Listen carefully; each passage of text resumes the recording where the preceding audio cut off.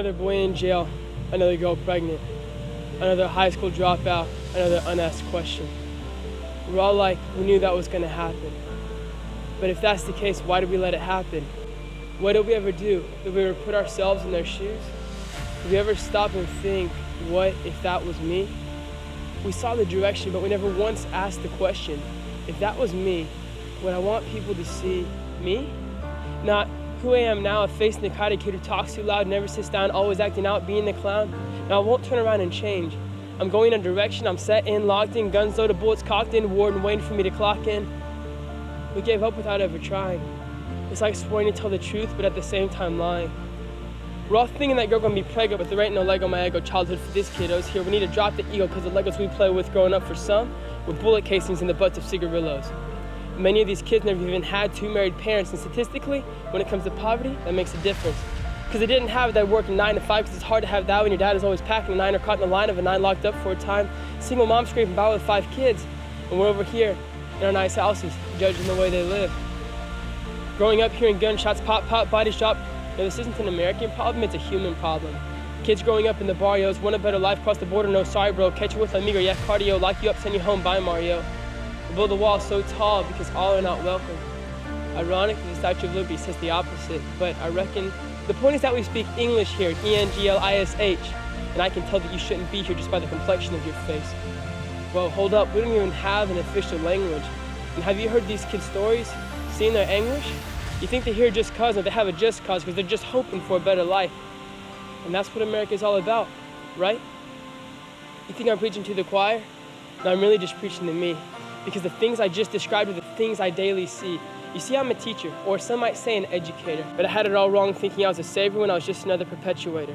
Some call it white privilege, others say I'm just blessed. But no matter how you spin it, I've got to get this off my chest, because unless I can see past from where I'm standing now, a face in the crowd letting these kids down, saying they can't turn around, they're going in a direction, they're set in, locked in, guns loaded, bullets cocked in, I'm telling the warden about the clock in, then I'm no educator.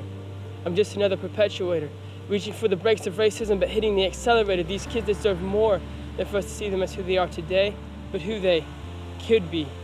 No, who they can be. And that, my friends, fellow citizens, teachers, policemen, Democrats, Republicans, folks in the suburbs, yes, suburbians, that is what we should be looking to see. And yet we shoot them down with our thoughts like bang, bang, making them something that they're not yet. But they will be, yeah, you just wait and see, nothing but a bunch of thugs in the making.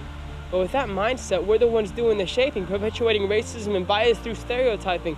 Whoa, hold up, I don't do that. You see, I'm past that. That's a past fact. That's not the way I act. But really?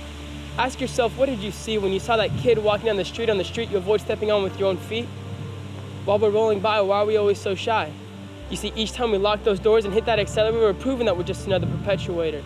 Because in order to hit the brakes of racism, we literally need to hit the brakes. Stop the car. And yeah, we've come far, but we're still scarred. We're still leaving behind our fellow Americans, both African descendants and marginalized immigrants. We're all a part of what makes America so great, but America can't be great as long as we keep leaving these things to fade. What are you trying to say, you may ask, and I'll be honest, I'm no politician.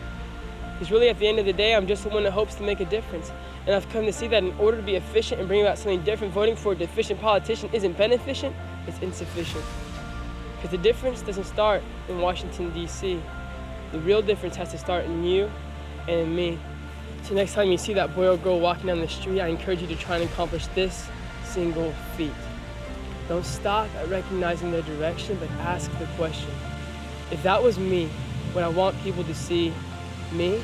Not who I am now, but who I can be in a society where my direction isn't determined by the neighborhood I took my first steps in, the color of my skin, or my country of origin, but rather where my direction is determined by my potential, or as I like to call it, my God-given projection.